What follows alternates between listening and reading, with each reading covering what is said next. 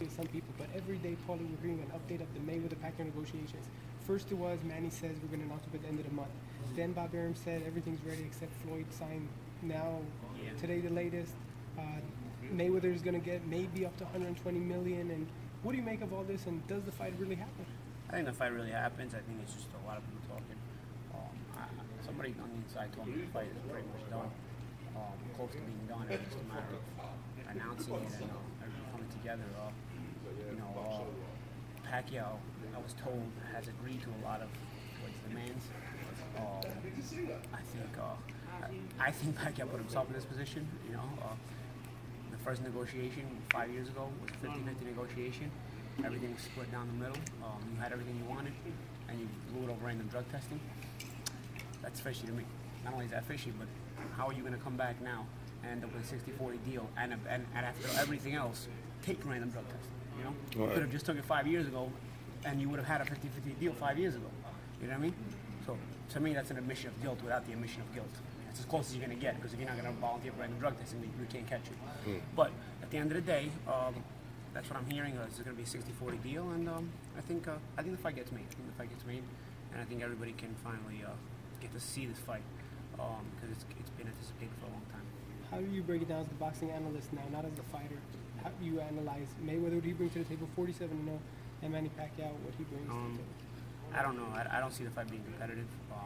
I think Floyd feels him out the first few rounds, kind of like he does with a lot of his other opponents. Kind of like he did with Victor Ortiz early on, kind of like he did with Judah early on, kind of like he did with Robert Guerrero early on, Canelo early on. He'll kind of just sit back on the defensive and not so much give you the rounds, but leave them up in the air at first and kind of see what you got, what you're bringing to the table, and see what you got. And then once he gets his timing down and the feel of you, he'll start to beat on you and take the rounds from you. And I think that's kind of how I break the Pacquiao fight down as well. It's basically going to evolve like any other Floyd Mayweather fight, in my opinion.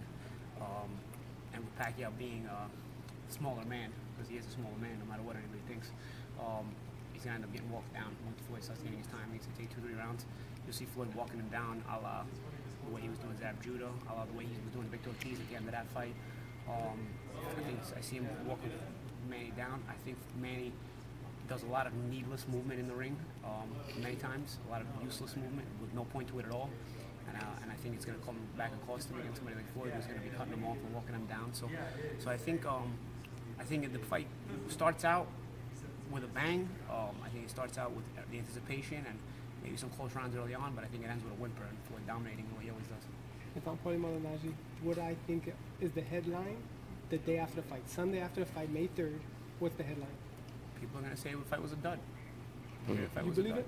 Yeah, I think the fight's going to be a But dud. we're waiting for 5 years. And yeah, I think it's a dud because it's an illusion. It's an illusion. I think this guy Manny Pacquiao was cheating. So he gave us the illusion that he was something that he wasn't. And now we're going to see who he really was.